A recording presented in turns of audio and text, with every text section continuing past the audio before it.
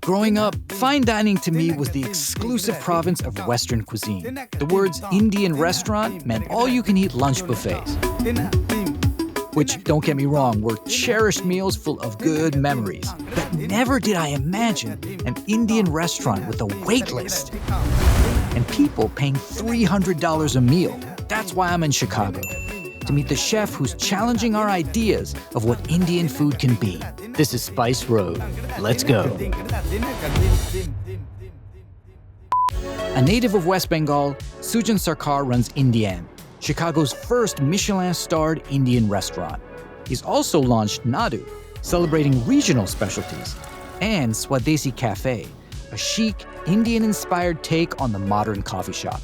I'm excited to try Sujan's food and learn how he's built one of the most acclaimed Indian restaurants in the world. First up is Swadesi Cafe, where the Indian chai stall collides with French pastry in sleek modern style. In a big city like Chicago, an upscale Desi cafe like this isn't just serving chai and pastries. It's making a bold, spice-infused statement about the future of the American cafe. So great to meet you. Nice to meet you. Everything looks so delicious. Of course, I gotta have the Swadesi masala chai. What should I order in terms of the food? Our butter chicken croissant, samosa chaat croissant, and a chicken tikka toasty. And then if you're gonna have a little bit of sweet tooth, go for our gulab jamun cheesecake croissant. Gulab jamun cheesecake croissant? When the French people see I'm putting a gulab jamun in a croissant, why not just... Time for a Spice Road rewind. Yeah, let's do the gulab jamun, yeah. All right, now you order this. Try and describe it. A fried dough ball. Fried dough ball, love it. But like a delicious fried dough, because fried dough ball does not sound appetizing. And I'm just gonna enjoy this thing.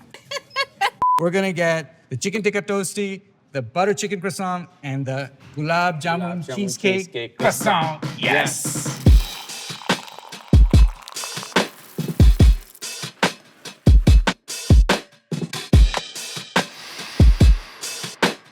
Grilled cheese, move over. The chicken tikka toasty is in town. It just looks great too. I like that. I like when a dish looks great. All of these dishes are beautiful in terms of their aesthetic. The gulab jamun cheesecake croissant. Wow. That was unexpectedly amazing. I mean, croissant, already great. Cheesecake, yes. Gulab jamun, oh my gosh. I mean, it's like taking that cheese Danish and upping it 10x in awesomeness. I'm gonna wash it down with some delicious Swadesi masala chai. And 30 seconds on chai. The word chai simply means tea. But across the street corners and kitchens of South Asia, it's a daily ritual and a cultural anchor. After water, tea is the most popular beverage in the world. In South Asia, tea's growth was fueled by British imperialists who established vast plantations to break China's monopoly and export Indian tea to the empire. But as if in a quiet culinary rebellion, Desi vendors and households began adding ginger, cardamom, cloves, cinnamon, and black pepper, drawing on centuries-old traditions of spiced drinks. Milk and sugar joined the mix, creating a brew that wasn't just about taste, but also warmth and belonging. Swadesi Cafe channels that same spirit, reimagining the chai stall through a modern, global lens. I'm gonna meet the great Sujan Sarkar, the master chef, the maestro behind all of these establishments that I'm checking out. I'm very excited to see the brains behind all of this. I'm now headed to Nadu. It's the first of Sujan's 2 Indian restaurants I'll be dining at here in Chicago. What makes Nadu so unique is its devotion to regional Indian cuisine. Rather than leaning on the familiar greatest hits like butter chicken or tikka masala, Nadu explores dishes rooted in specific states, cities, and family traditions. It's yet another way in which Sujan is moving the needle forward and elevating the conversation on Indian cuisine in the West. Ah, Sujan! Hello. How does a kid from Kulani get inspired to become a chef and then come all the way to the United States and come to the highest level of chefs? I always wanted to be a designer. Fashion. Yeah, I was trying to get into top fashion school. That didn't happen. So this was more like a career alternative. I said, okay, just get into the cooking school and let's see what happens. But when I got in after 1 year, then I realized that, it's not bad. What makes Nadu stand out as an Indian restaurant? Nadu means homeland. Why pick the name? Because the food, it should be as close to what you get it in India. And if we can achieve that, then it's a big win. I want to talk about Indian as well because that's quite an accomplishment. You got a Michelin star. There are only 3 Indian restaurants in all of North America that have a Michelin star. Why is that? I think it doesn't matter what I think. It's about what Michelin inspector they think, that. But that we have to understand progressive Indian food movement in America started quite late. It's not UK or it's not, Middle East or Southeast Asia, which are closer to India. People, they are just getting into the flavors. They want to explore more about Indian food. It's gaining popularity day by day, and it will be huge in coming days. Maybe now's a good time to talk about the progressive Indian food movement that Sujan mentioned in our chat. To quote Sujan, it isn't about fusion, it's about evolution. Reimagining centuries-old traditions and flavors with modern techniques and presentation. Chicago itself is a fertile ground for this evolution. The metro area is home to more than 200,000 South Asians, with vibrant enclaves like Devon Avenue and a generation of diners eager for a new twist on Desi classics. The moment finally met the man when Indian became Chicago's first Indian restaurant to earn a Michelin star. It wasn't just a personal triumph. It was a signal to the world that Indian cuisine in all its complexity and beauty belongs at the highest table in global gastronomy. Following a sumptuous dose of Bene dosa, Sujan whisked me off to the kitchen to learn how to make it for myself. He will now show you how to do real Bene dosa. Dosa is an iconic dish from South India, and Bene dosa is a buttery variation from the state of Karnataka, where Bene means butter. So you think anybody should know how to cook a dosa at home? Something that you won't mind eating on an everyday basis. In India, dosa can be a breakfast, a lunch, a dinner. It can be every part of the meal. A snack. A snack. This is Bene dosa's major ingredients. So that's dosa rice, which we get from south. Urad dal, very typical to a dosa. So once we grind it, so you get a beautiful fluffy batter. This batter is fermented now. Yeah, that's our portion here. Unlike most of the dosas that you see is very paper thin, this needs to be a little fluffier so that the edges don't brown. Now, should I try one on the other side? Why not? Little batter. We're going to go slow. We're going to take it. Yeah, just pull it all out. All right, all at once. Just think of making a crepe. The way we move it, we try to even it out. That's quite good, actually. That's first starter. Second job coming up. This is a potato aloo palya. So what's in that? Potatoes, smashed with a little bit of shallot, mustard seed, curry leaf, ginger, and turmeric. I put the butter inside to give it a nice, rich, buttery flavor. That's the white butter that we use here. So this is the dosa that I did. Okay, So- this is the dosa. This is the final product. Yeah. Wow. So you'll get a nice color. Mine didn't turn out so bad after all It's because not you bad. helped. Yeah, it was good. Now, what are you putting on it here? So that's gunpowder, dry powder seasoning. Because like India was the colony of Britishers, when they had podi, they found it so fiery and spicy. They called it gunpowder. They called it gunpowder. That's so interesting. Professional, amateur. Look how beautiful that is. And now for the pièce de résistance, I make my way to Indian. What's really cool about what I'm about to experience, just in concept, that it's the first Indian Michelin-starred restaurant in Chicago, where you can have an Indian restaurant in America getting a Michelin star. I mean, that's a testament to so many things, that how Indian food has evolved in America. It's a testament to Americans and who we are as Americans, that we can embrace this food at the highest level.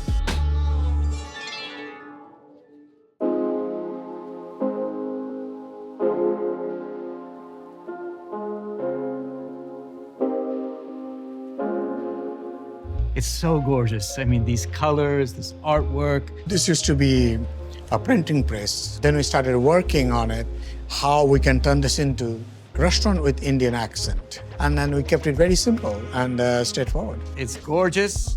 I am dying to see the kitchen. Can I get a peek? Absolutely, come on in. Look at this. We got so much activity. We got a gentleman shopping here. We got some kind of frying going there, some kind of something. I don't even know. Okay. Here, everything is very precise. Everything is well measured. Everything has to be perfect. We have another section of the kitchen where you do all the delicate work, all the pastry work, all the canopies, all the small bites and all the stuff. He's doing such a great job that he's getting featured in this magazine right here. Their skill level is one of the best there. I mean, हम भी कर at सकते हैं, हमरा करते पारे. We can do it too. All right, now. Okay. I'm gonna eat. I gotta Absolutely. eat. All right. Hey, what's up? Of course, the only thing better than having a great meal is sharing it with a friend. So I invited Chrissy Kamba to join me. She's a Filipino-American chef who's run restaurants, cooked for Cirque du Soleil, competed on Top Chef, and is now the awesome host of PBS's The Grocery List Show. I am pumped to have a real chef here to enjoy this Michelin-starred meal. I'm excited to have great company, celebrating friendship. That's right. Hello. Hello. Welcome to Indian. So we're starting with Indian street food. This is pani puri. You get anywhere and everywhere in India in different version and form. We are doing that with pink guava. Please take it at one go. One go. One go. What's your experience of pani puri? Is it the one with the, and then The little it's puri. hollow? Yes. Yes, yes, how yeah. you make a little hole. Yeah, and you put stuff in it. Time for another serving of Spice Road Rewind. Oh my gosh. This is golgappa or pani puri, right? Pani puri. You're going to have the burst of flavors. Oh, it's so good. This food sort of revolution in Indian food, much of it is being led out of Chicago. What do you think it is about Chicago, the food scene here, that makes it unique? We are a people of substance here Yes. in Chicago. Yeah. I think you get a lot of people with a lot of different backgrounds and different experiences. It's like all heart. It's all heart and Yeah. it's real. There's something humble. Say it, preach it, girl.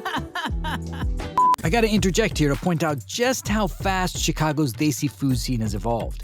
It's actually wild to think that for much of the 20th century, few South Asians even settled here or any other US city on account of government policies aimed at restricting immigration from the Eastern Hemisphere. But that all changed with the Immigration and Nationality Act of 1965, opening the doors to a new wave of desi professionals, entrepreneurs, and you guessed it, restaurateurs. I just love that the dishes keep coming. So this one, we call it yogurt chaat, but we got different layers to it. Savory yogurt panna cotta, then you have yogurt mousse, 3 different chutneys, and this disc made out of sweet potato. So you have to just break it down, dig deep, and just enjoy. How do you come up with the concept of something like this? We always say that the food has to be exciting. It looks something different, but the idea remains the same. You can say different version of Indian food, which is progressive. Break it. Oh, Break it, yeah. it's like a creme brulee. Oh, and it's got some flower petals underneath. So it's like secret beauty. Now you've had chaat. How does this compare to the chaat you're used to? So different, but similar. Flavor, like what he said. Flavors are very similar. Yeah. But they're a little more refined. You can tell like it's so well thought out, but like you can tell there are memories from the past that are being put into this dish. I'm beginning to get the picture of what Michelin star means. The level of attention to detail, branching into the future of what food might or could be, channeling the imagination, but Yeah. taking flavors you know, but pairing it with that imagination. Here we have lamb loin crusted with pistachio, and next to that is lamb ribs braised. This is the nihari sauce. You have a little bit of romanesco, which is cooked in tandoor. You have courgette, the baby squash flour, stuffed with paneer, jackfruit kofta, that's the round things on top. On top of the jackfruit kofta, you have black rice papadum. The taste of the lamb loin with the crust and this reminds me of walking into an Indian restaurant. It might be the nihari. Nihari is like a classic like meat dish. Okay. It's like a very saucy dish. It's so Very- yeah. powerful. You're the host of a fantastic show called The Grocery List Show. I think it's super cool that you're highlighting that Yeah. community. I noticed that like the grocery stores are located within like a community of like people who need these specific items because they're either Palestinian or Grenadian or Caribbean. But I think it kind of fans out and then gets more people interested in that culture. So I think it's like an educational thing with other customs, with different foods that like normally you wouldn't see, but also like showing the friendliness of like the community. I feel like that's what cooking is. Not reviews, like people being mean. I think it's like people enjoying something that like is being given to them from your heart.